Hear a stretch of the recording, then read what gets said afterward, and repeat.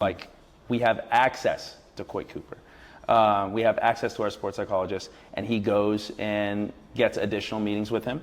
And I mean, when you're talking about personal growth with Tinker, you go from a kid who didn't have a lot of self-esteem when he got here, tall, skinny dude at 197, right. And then showed him where the weight room was.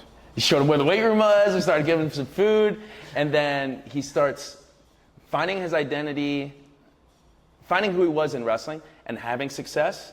And then, like, he gets a couple pins, and all of a sudden, he's like this skinny Tinker that people used to know. Now he's like, oh, you're Tinker, you're the Cal Poly Wrestling heavyweight, like on campus. And everyone starts to know him. Like, he's like, I've never had this in my entire life. Like, this has given me a lot of confidence. Like, thank you. And then, so from there, from the wrestling side of it, he goes and speaks with Coy, and he's growing as a human as well. He's growing as a human. He's so incredibly articulate. He has been before, but I don't know if he had the confidence. Yeah, like you almost want him to grunt.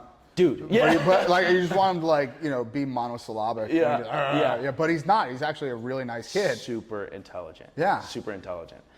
I'm most proud about that. This kid, he didn't have a lot to start out with. He had a lot less than what most kids have, and what he's done in this, our 4 or 5 years together, he has grown so much, and I can't wait for him to go out and kill it in the real world. But at the very minimum, it's 20% built into our training program.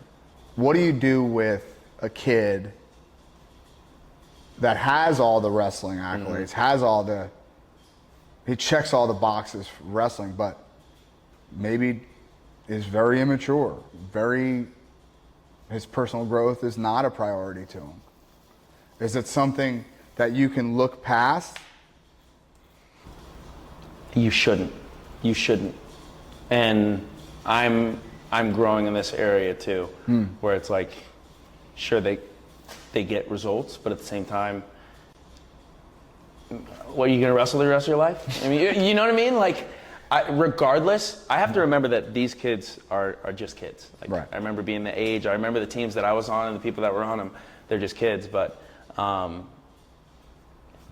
someone is gonna pull someone to a certain level of standards. Either he pulls me to his, or I pull him to ours. And like, I want our kids to graduate as men of character.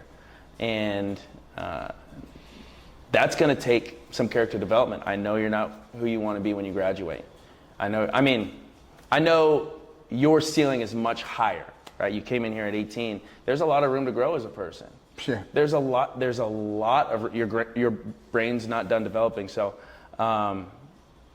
even if there's friction, I believe that it's important for me to help these kids develop, build responsibility, become the husband you want to be, the father you want to be. You know, that stuff is really important. You are a newer dad, right? Your son's 11 months old? Yes, sir. Okay. How has that changed you as a coach? I see these kids so much different. I see parents so much different. I feel like it's a painting, and I don't know, everything else is like colored in so much more vivid. Like, I go into Dethrone yesterday, and before I'm just looking at wrestlers. Like, hi parents, usually it's just like, hi, I'm here to watch wrestling.